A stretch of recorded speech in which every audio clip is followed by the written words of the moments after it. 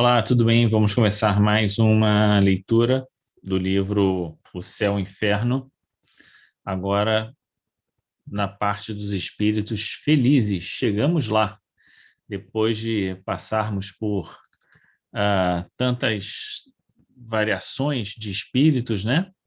Agora, finalmente, chegamos aos espíritos felizes. Vamos começar aqui com o espírito Sanson. Essa é uma leitura um pouquinho extensa, porque o caso de Sanson é um caso bastante extenso. Vou compartilhar aqui a tela para que a gente possa ler junto o caso Sanson. Está aqui o caso Sanson nos espíritos felizes. Lembrando que Sanson é um espírito que está aí em algum lugar, encarnado, desencarnado, né? E para ele, né, diferente dos outros espíritos, já que ele é um espírito feliz, vamos pedir a ele a sua bênção de paz, que ele possa olhar por nós, possa pedir a Deus por todos nós que ainda estamos aqui na luta para também chegarmos a um estado de felicidade e terminarmos bem a nossa encarnação. Vamos ver então aqui o relato do Espírito Sanson. A gente vai fazendo bem devagarzinho, sem pressa de terminar, para que a gente possa ver se a gente consegue chegar ao final desse caso nessa gravação. Vamos lá. Esse antigo membro da Sociedade Espírita de Paris faleceu em 21 de abril de 1862, depois de um ano de atrozes padecimentos. Então, ele passou um ano sofrendo, né? Aqui, o fato dele ser feliz não o exime, né, de sofrimentos. Prevendo a morte, dirigira ao presidente da sociedade uma carta com o tópico seguinte: podendo dar-se o caso de ser surpreendido pela separação de minha alma e meu corpo, ocorre-me reiterar-vos um pedido que vos fiz há cerca de um ano, qual de evocar o meu espírito o mais breve possível, a fim de, como membro asaz inútil da nossa sociedade, poder eu prestar-lhe para alguma coisa depois de morto, esclarecendo fase por fase as circunstâncias decorrentes do que o vulgo chama morte e que, para nós, os espíritos, não passa de uma transformação segundo os desígnios insondáveis de Deus, mas sempre útil ao fim que ele se propõe. Então, aqui, chama atenção para duas coisinhas rápidas, né? Um membro asaz inútil, né? Quer dizer, então ele assume ali uma postura de humildade, quem é ele, afinal de contas, né? E a outra coisa é essa ideia da demonstração fase por fase, né? Das circunstâncias decorrentes daquilo que a gente chama morte. A gente pode imaginar que Sanson aqui era um espírito que fazia parte, foi presidente da Sociedade Espírita de Paris, né? Então, desencarnou antes do Céu e Inferno ser escrito, né? Tanto que está aqui com o seu relato. Então, havia uma certa, imagino, né, que deveria haver uma certa expectativa, né, de aprender o que exatamente aconteceria após a morte, fase por fase. Então, ele diz, olha, eu quero ser pego de exemplo, né, assim que eu desencarnar, evoco o meu espírito e eu vou dizer o que aconteceu comigo. Bom, vamos continuar aqui. Além desse pedido, que é uma autorização para me honrardes com essa autópsia espiritual, talvez improfícua em razão do meu quase nulo adiantamento, e que a vossa sabedoria não consentirá ir além de certo número de ensaios, ouso pedir pessoalmente a vós, como a todos os colegas que supliquem ao Todo-Poderoso a assistência dos bons espíritos e a São Luís, nosso presidente espiritual em particular, que me guie na escolha e na época de uma nova encarnação, ideia que muito me preocupa. Então, outros pontinhos aqui, né? Ele fala aqui, né, mais uma vez assumindo uma posição de humildade, em razão do seu quase nulo adiantamento, certamente, né, se ele desencarnou e está aqui entre os espíritos felizes, ele tinha um certo adiantamento, né? Mas essa humildade se manifesta aqui também quando ele diz: peço que supliquem ao Todo-Poderoso a assistência dos bons espíritos, né? Para que o assistam, né? O amparem nessa chegada dele ao mundo espiritual, e a São Luís já pensando numa nova encarnação, né? Então, sem uma ideia de que não, estou passando por essa encarnação, sou vencedor, né? E não preciso mais encarnar. Ao contrário, ele diz: olha, peçam aos bons amigos que me ajudem para que eu já possa ir pensando, né, na próxima encarnação, para continuar a minha fase, o meu processo evolutivo, né? Vamos continuar aqui. Arreceio-me de confiar demais nas minhas forças espirituais. Olha, mais um sinal de humildade aqui, rogando a Deus muito cedo e presunçosamente um estado corporal que não possa justificar a divina bondade, de modo a prejudicar o meu próprio adiantamento e prolongar a estação na Terra ou em qualquer parte, desde que naufrague. Então ele está preocupado, né, de reencarnar muito rápido ou fazer isso de forma precipitada e acabar complicando o que não precisava, né? Então, ele está pedindo ali a assistência de São Luís para isso. Para satisfazer-lhe o desejo, então agora ele terminou e agora é Kardec escrevendo aqui, né? Para satisfazer-lhe o desejo, evocando o mais breve possível após o seu falecimento, dirigimos-nos com alguns membros da sociedade à Câmara Mortuária, onde, em presença do seu corpo, se passou o seguinte colóquio, precedendo 1 hora do respectivo enterro. Então, eles foram à Câmara Mortuária, né? Na presença do corpo. Aqui só não fica bem esclarecido o seguinte: eles foram lá, o corpo estava lá, passou o seguinte. Ah, sim, 1 hora antes de enterrar o corpo, né? 1 hora antes de enterrar o corpo. O corpo estava ali, e 1 hora antes de enterrar, eles fizeram a evocação do espírito.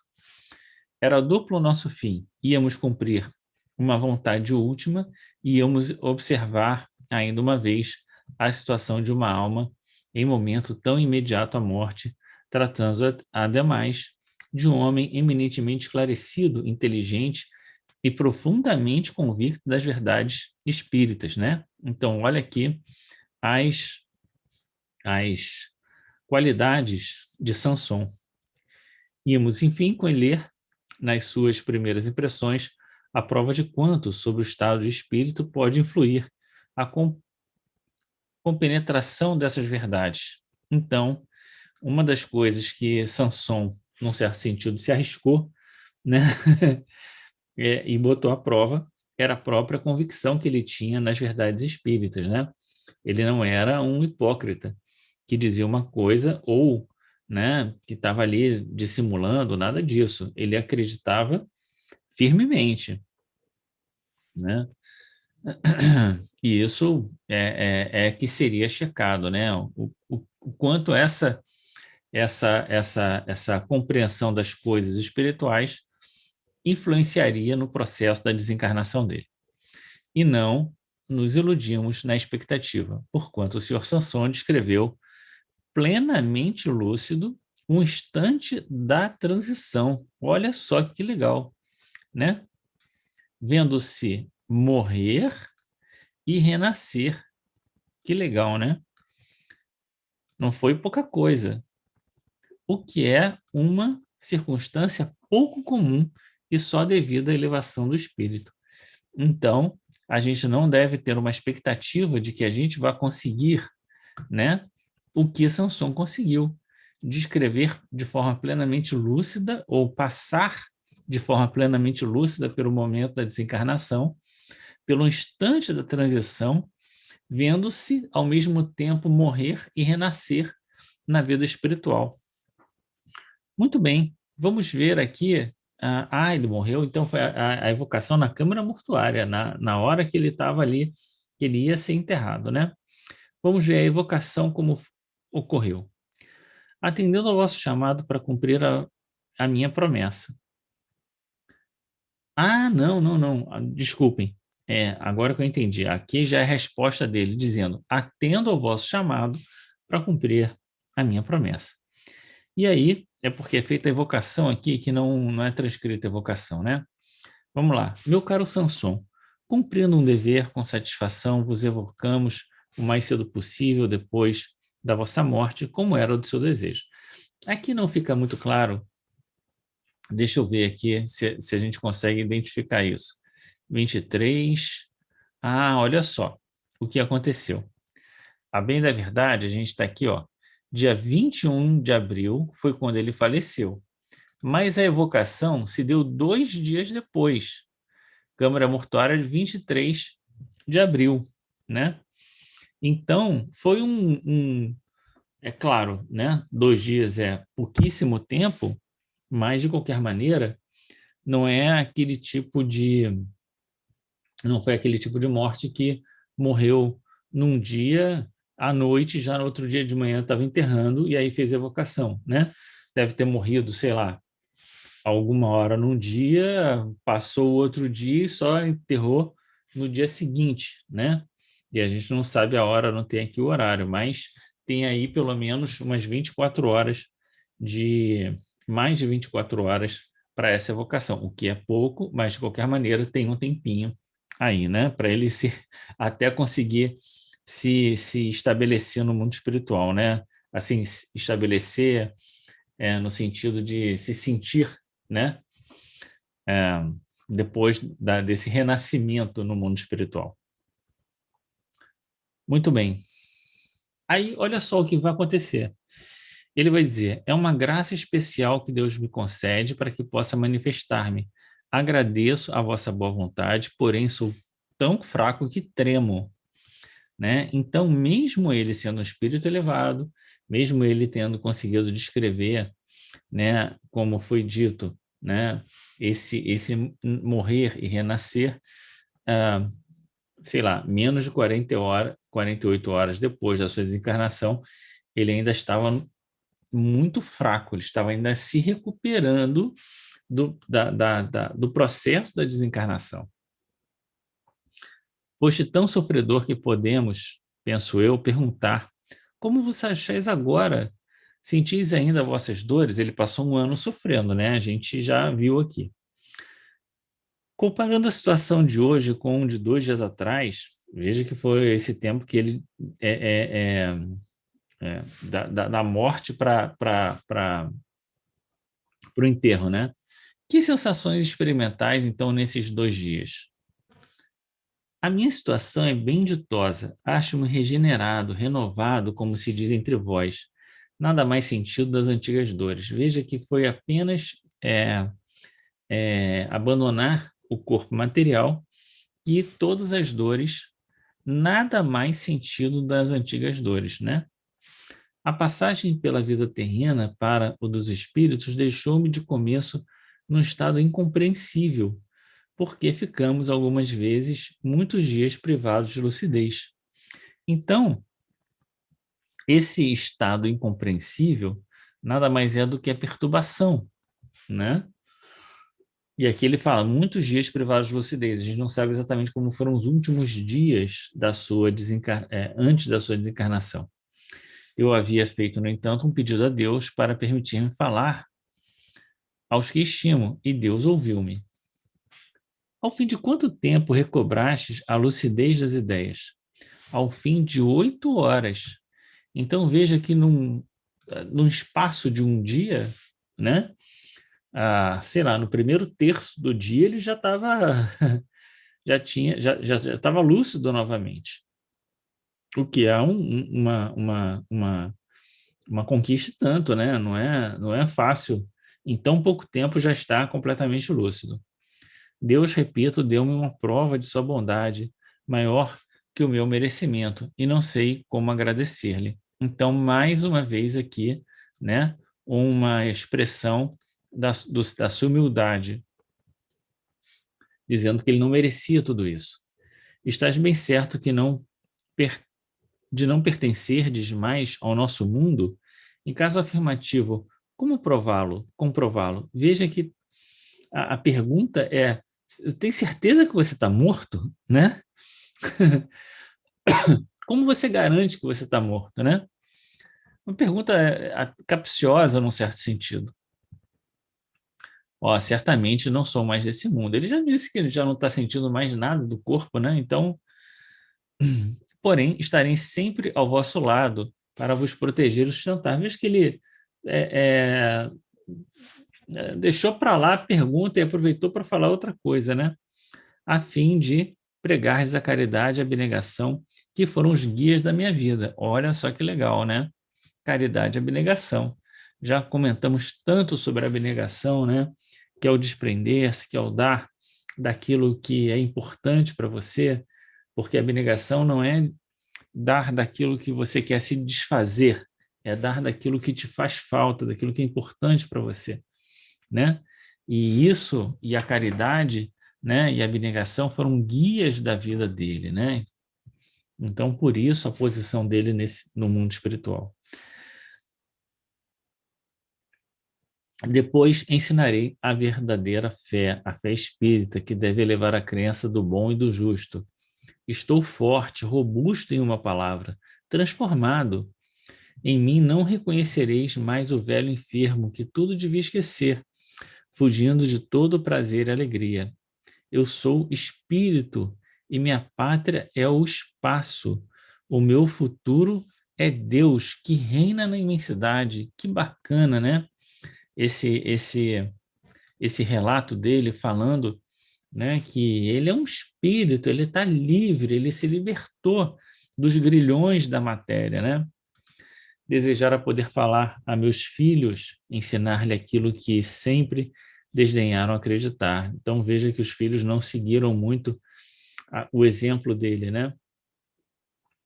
Que efeito vos causa o vosso corpo aqui ao lado? Meu corpo, pobre mísero despojo, volve ao pó, enquanto eu guardo a lembrança de todos que me estimaram.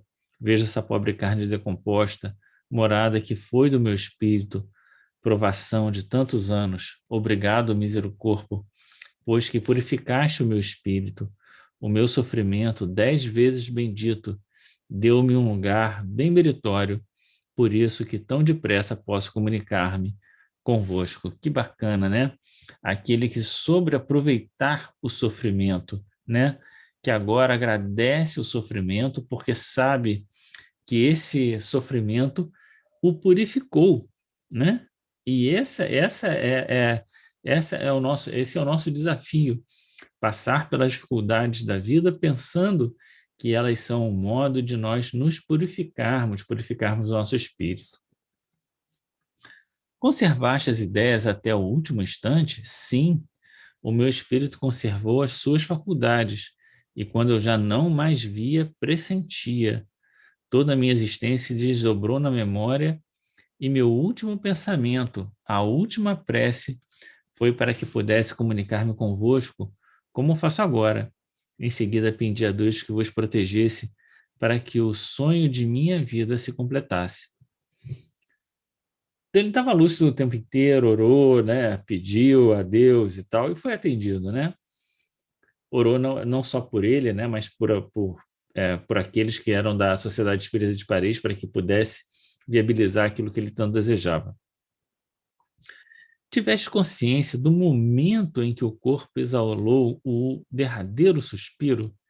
Que se passou convosco nesse momento? Que sensação experimentaste? A ideia do derradeiro suspiro é sempre, né, uma questão, né? O que acontece ali na hora que a pessoa é considerada morta de fato, né? E a resposta dele: parte-se a vida e a vista, ou antes, a vista do espírito se extingue, encontra-se o vácuo, o ignoto, e arrastada por não sei que poder, encontra-se a gente num mundo de alegria e grandeza. Grandeza e alegria porque ele era um espírito bom. A gente viu os outros se encontrarem em dificuldades, né? Eu não sentia, nada compreendia, no entanto, uma felicidade inefável. Me extasiava de gozo, livre do peso das dores.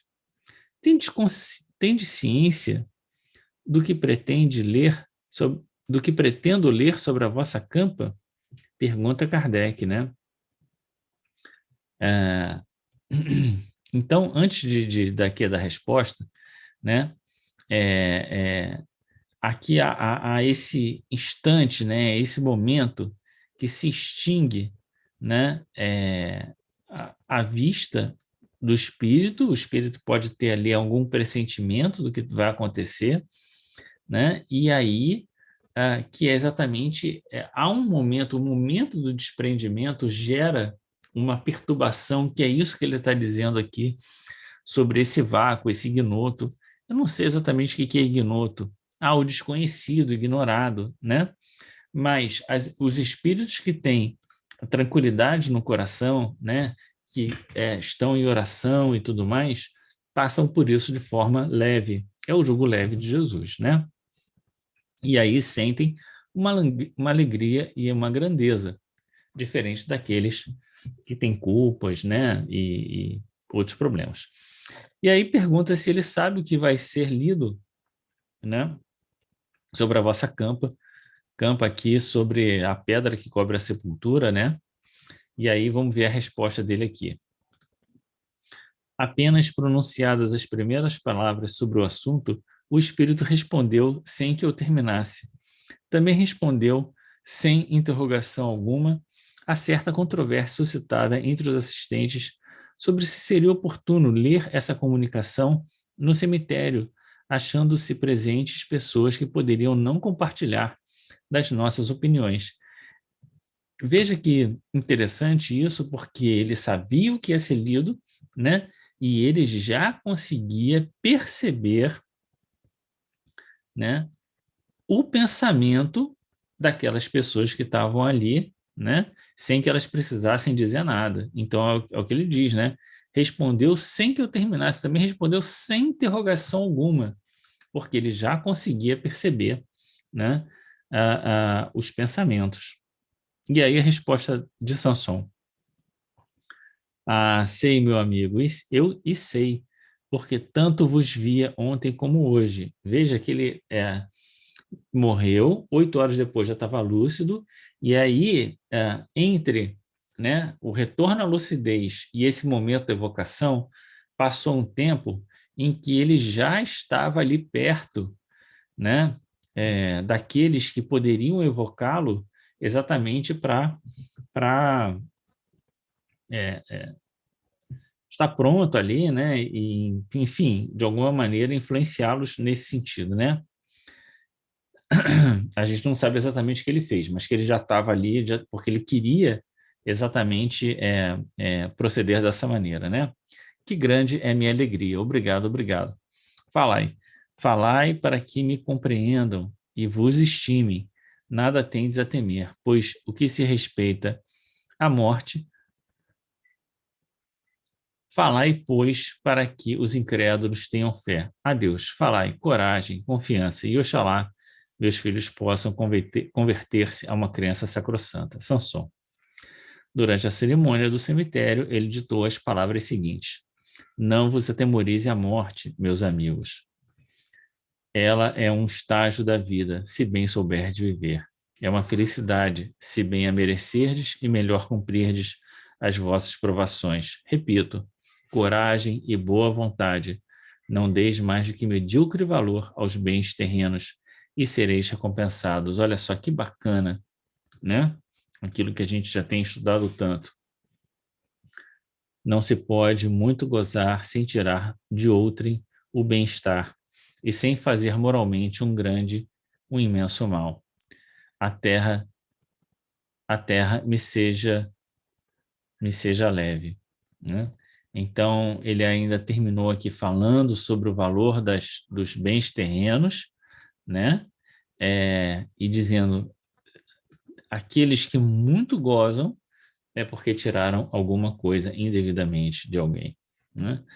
Passado, então, aqui dia 25, vamos ver aqui quanto tempo se passou isso.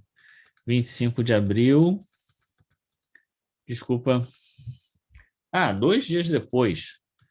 2 dias depois já da primeira evocação, foi feita uma segunda evocação. E aí ele responde: estou perto de vós, meus amigos. E aí a pergunta: consideramos-nos felizes pela entrevista que tivemos no dia do vosso enterro, e visto que o permitis, mais felizes seremos em completá-la para a nossa instrução. Estou pronto, sinto-me feliz por pensardes em mim. E aí a pergunta: a ideia falsa que fazemos do mundo invisível é, as mais das vezes, os que nos leva à descrença. E assim, tudo que possa esclarecer-nos a tal respeito será para nós da mais alta importância. Não vos surpreendam, portanto, as perguntas que porventura vos fizermos. Então é aquilo, né? Não se tinha muita clareza sobre o que exatamente era o mundo espiritual e o que acontecia no mundo espiritual, né? E principalmente a ideia de dissipar ideias falsas sobre o mundo espiritual, né? Então, as perguntas para Samson, que era uma pessoa que estava ali com eles, né? Até uma semana atrás, né? E então era uma pessoa de confiança em que eles podiam confiar para ter essas respostas. Vamos ver aqui o que Samson vai nos dizer, então, o que vai ser perguntado, o que Samson vai nos dizer. Espero-as e não ficarei surpreendido. Claro, né? Então, vamos continuar aqui. 4. Descrevestes luminosamente a transição para outra vida. Dissestes que no momento de exalar o corpo, o derradeiro alento, a vida se parte e a vista se extingue. E será esse momento seguido de qualquer sensação dolorosa? De certo que sim, pois a vida não passa de uma série contínua de dores, das quais a morte é um complemento. Daí uma ruptura violenta, como se o espírito houvesse de fazer um esforço sobre-humano para escapar-se do seu invólucro, esforço que absorve todo o ser, fazendo-se perder o conhecimento do seu destino. Então, veja bem, ele está dizendo que sim, né? Que é um esforço que é feito. Nem sempre é bem verdade, a gente vai ver aqui em outros relatos, o espírito está completamente consciente, né? Ele sente isso porque ele está mais consciente. Alguns outros espíritos perdem totalmente a consciência, né? Essa possibilidade que ele teve foi por conta exatamente do seu adiantamento moral. Vamos ver qual é a nota de Kardec aqui. Esse caso não é geral, olha aí, pois a experiência prova que muitos espíritos perdem a consciência antes de expirar, assim como nos que atingiram certo grau de desmaterialização, o desprendimento se opera sem esforço. Então, ele não estava exatamente ele era um espírito feliz, mas ele não era né? Kardec está dizendo que ele já tinha visto outras encarnações de espíritos mais desmaterializados que Samson. Por quê? Porque narraram esse desprendimento sem esforço, né? Quanto mais apegado, mais o esforço o espírito tem que fazer. E, num certo sentido, né? Também, quanto mais dificuldade o espírito tenha, pode ser, né, uma possibilidade dele perder a consciência. Foi exatamente isso que Kardec disse aqui, né? Vamos continuar. Sabeis que há espíritos para os quais o momento extremo seja mais penoso? Será ele mais doloroso aos materialistas, por exemplo? E a resposta: isso é certo, porque o espírito preparado tem já esquecido o sofrimento ou antes, habituou-se com ele, e a calma com que encara a morte o impede de sofrer duplamente, prevendo o que por ela o aguarda. Então, mesmo que ele narre, né, é, que ele perdeu a visão e que tem aquela sensação do desconhecido, né? aquele que sabe da vida espiritual tem uma calma para passar por esse momento diferente do materialista. O sofrimento moral é mais forte e sua ausência por ocasião da morte é por si só um grande alívio. Então tá aqui, ó, o sofrimento moral é alguma coisa que a gente deve procurar de toda maneira evitar, né? Por quê? Porque isso pode pesar em nós no momento da nossa desencarnação, e não ter esse sofrimento moral pode ser, por si só, um grande alívio, uma grande felicidade, uma grande tranquilidade no momento da nossa desencarnação. O descrente assemelha-se ao condenado à pena última, cujo pensamento antevê o cutelo e o ignoto. Né? Quer dizer, o cutelo no sentido daquilo que vai cortar a sua vida e o ignoto no sentido do desconhecido. Entre essa morte e a do ateu, há paridade. Né? O materialista e o ateu deve ser, né? Há materialistas bastante endurecidos para julgarem nesse momento que vão ser arremessados ao nada? Já tem uma pergunta no Livro dos Espíritos sobre isso, né? Depois a gente procura. Mas vamos ver aqui o que Sanson vai dizer. Sim, eles acreditam no nada até a última hora, mas no momento da separação, o espírito recua, a dúvida empolga-o e tortura-o.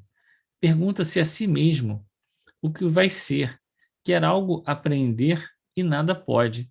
O desprendimento não pode completar-se sem essa impressão. Olha só que bacana, né? Embora seja, assim, há umas perguntas para quem tem 2 dias só de mundo espiritual, é muito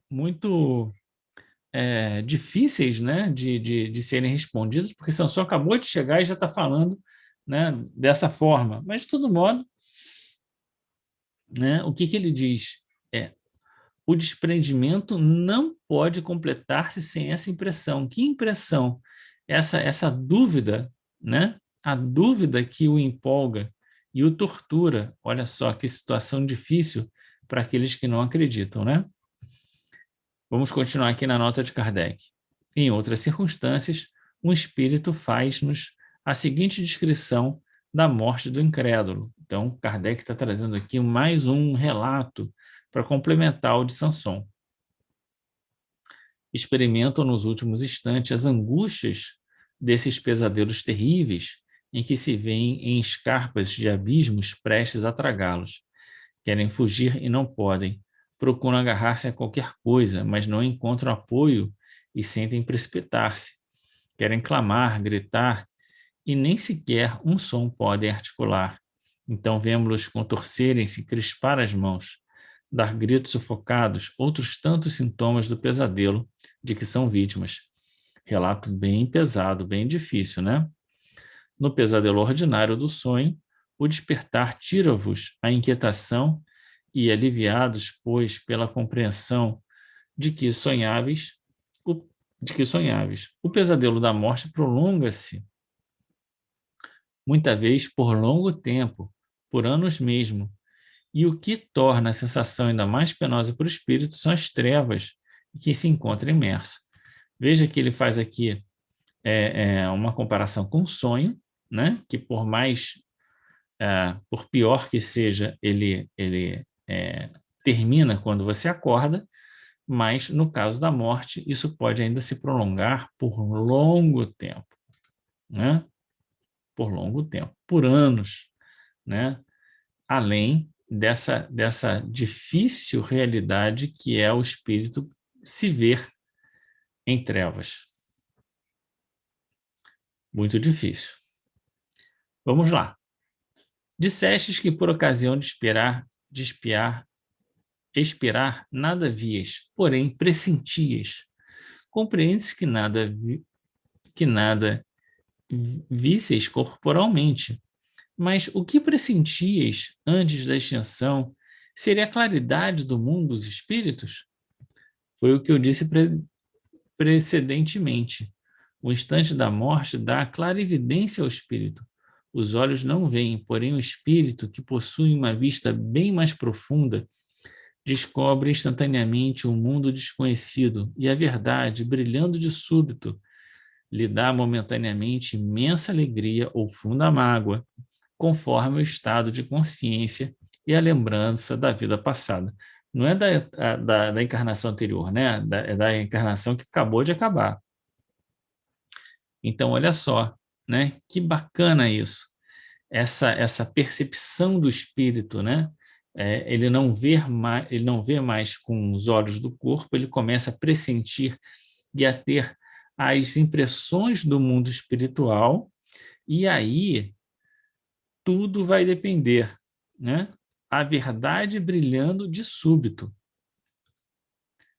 E aí, ou é uma imensa alegria, ou uma funda mágoa, conforme o estado de consciência. E é sobre isso que a gente deve se perguntar todos os dias, como está o nosso estado de consciência, né? E como tem sido a nossa vida, porque nós vamos lembrar dela, e essa lembrança pode trazer um sentimento ou outro. Claro, outros sentimentos também, né? Mas aqui ele está resumindo nesses termos. Nota de Kardec. Trata-se do instante que precede a morte ou antes daquele que se perde a consciência, o que explica a palavra momentaneamente, pois as impressões agradáveis ou penosas, quaisquer que sejam, sobrevivem ao despertar. Então, ele está falando ali daquele momento que você começa a ter a primeira lucidez no mundo espiritual, né? Você vai ter essa sensação agradável ou penosa, mas depois desse primeiro momento, isso vai continuar, né, se desdobrando por ainda não sabemos quanto tempo. As agradáveis, certamente por muito tempo, né? As penosas, aí depende do espírito, né? Como a gente já viu nos casos anteriores. Podeis dizer-nos o que vos impressionou, o que viste no momento em que os vossos olhos se abriram à luz? Podeis descrever-nos, se é possível, o aspecto das coisas que se vos depararam? Agora ele está querendo já detalhes mais pormenores, vamos dizer assim, né? Daquilo que ele viu no mundo espiritual. Vamos lá. Quando pude voltar a mim e ver o que tinha diante dos olhos, fiquei como que ofuscado, sem poder compreender, porquanto a lucidez não volta repentinamente. Tanto que 2 dias depois ele ainda tremia um pouco, né? Deus, porém, que me deu uma prova exuberante da sua bondade, permitiu-me recuperar essas faculdades, e foi então que me vi cercado de numerosos, bons e fiéis amigos. Olha só que legal.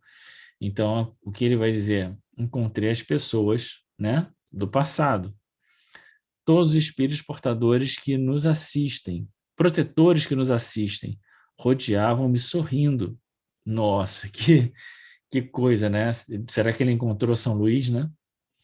Uma alegria sem par irradiava-lhes do semblante, e também eu, forte e animado, podia, sem esforço, percorrer os espaços. Então, veja que ele já estava ali, né, conseguindo se deslocar pelo pensamento. O que via não tem nome na linguagem dos homens. Isso aqui é muito legal, porque isso significa que as coisas do mundo espiritual não têm similitude com as coisas terrenas, né? Se tivesse, ele diria: fui levado para uma casa, né? Fiz uma refeição. Não, as coisas do mundo espiritual, né? Encontrei um jardim bonito, não tem similitude às coisas terrenas. Voltarei depois para falar-vos mais amplamente das minhas venturas, sem ultrapassar, já se vê, o limite traçado por Deus. Sabei que a felicidade, como vós outros a compreendeis, não passa de uma ficção. Viveis sabiamente, santamente, pela caridade e pelo amor, e tereis feito jus à impressão e delícias que o maior dos poetas não saberia descrever. Então, não há descrição suficiente para que a gente entenda o que é o mundo espiritual. Os contos de fadas são cheios de coisas absurdas, mas quem sabe se não contém, de alguma sorte, em alguma parte, algo que se passa no mundo dos espíritos. A descrição do Sr. Sanson lembra como que um homem adormecido numa choupana, despertando em um palácio esplêndido e rodeado de uma corte brilhante, né?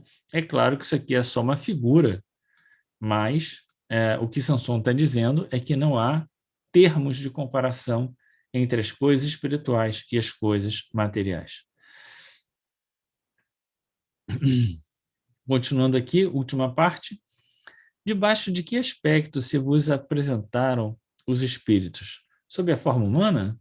Sim, meu caro amigo. Os espíritos nos ensinam aí na Terra que conservam no outro mundo a mesma forma que lhes serviu de envoltório. E é a verdade, né? Então ele fala de outro mundo, né? Que outro mundo ele está falando? O mundo dos espíritos.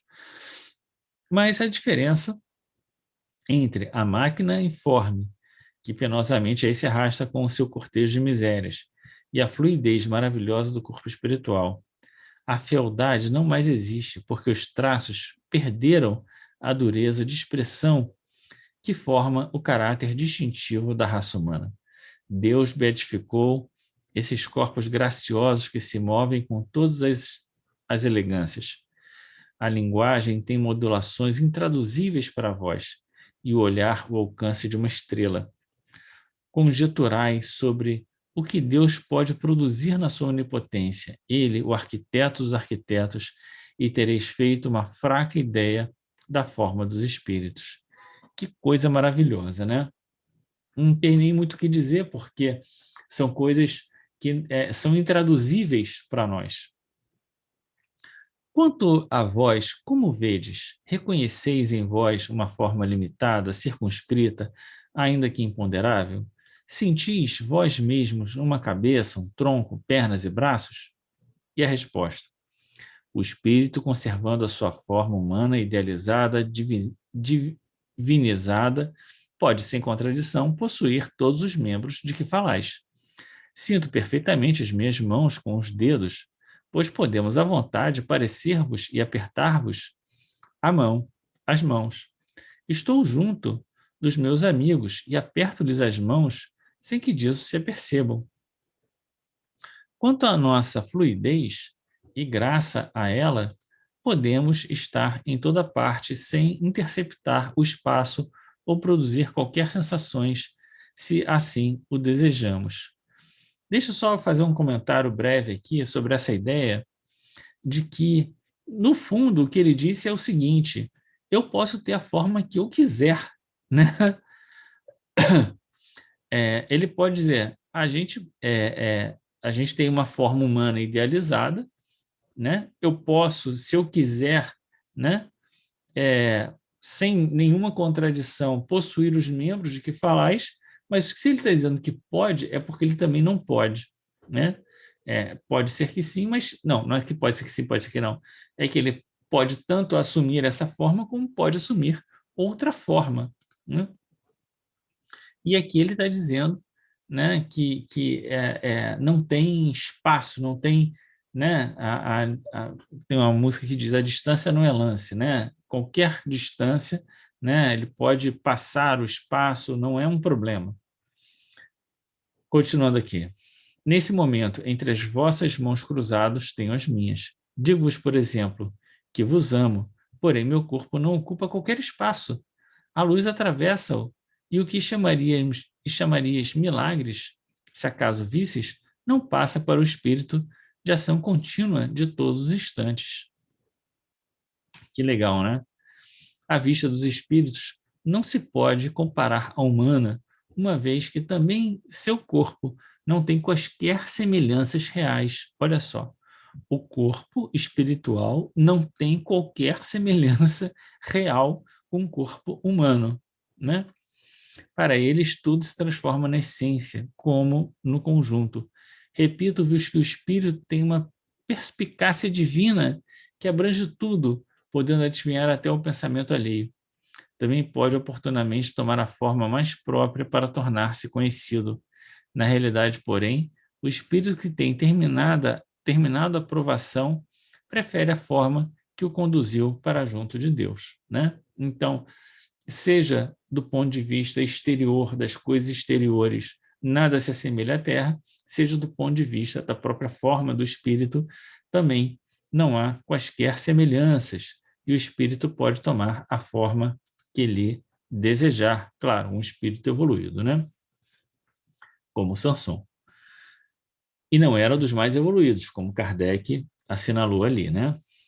Os espíritos não têm sexo, mas como há poucos dias éreis homens, desejamos saber se vosso estado tendes mais da natureza masculina ou feminina, e o mesmo se dá convosco, poder-se-á aplicar ao espírito de longo tempo desencarnado? Como é que é esse negócio, né? De ser homem, ser mulher no mundo espiritual, principalmente com aqueles que estão há mais tempo desencarnados, né? E a ideia da natureza masculina e feminina, como é que é isso, né? Vamos à resposta, então, de Samson. Não temos motivos para ser de natureza masculina ou feminina. Os espíritos não se reproduzem, portanto, não há qualquer razão para ter identificação com a genitália, né, masculina ou feminina, né, ou com a identidade masculina ou feminina, né? Deus criou-os como quis, e tendo segundo os seus maravilhosos desígnios para dar-lhes a encarnação sobre a terra, subordinou-os aí à lei de reprodução das espécies, caracterizada pela junção dos sexos. Mas vós deveis senti-lo, sem mais explicação, que os espíritos não podem ter sexo. E também, portanto, né, toda a ideia de uma vida, de uma potência sexual no mundo espiritual é de outra dimensão, claramente, né? Sempre disseram que os espíritos não têm sexo, nota de Kardec, sendo que é apenas necessária a reprodução dos corpos. De fato, não se reproduzindo, o sexo ser-lhes-ia inútil. A nossa pergunta não visava confirmar o fato, mas saber, visto que o senhor Samson desencarnara recentemente, as impressões que guardava do seu estado terreno.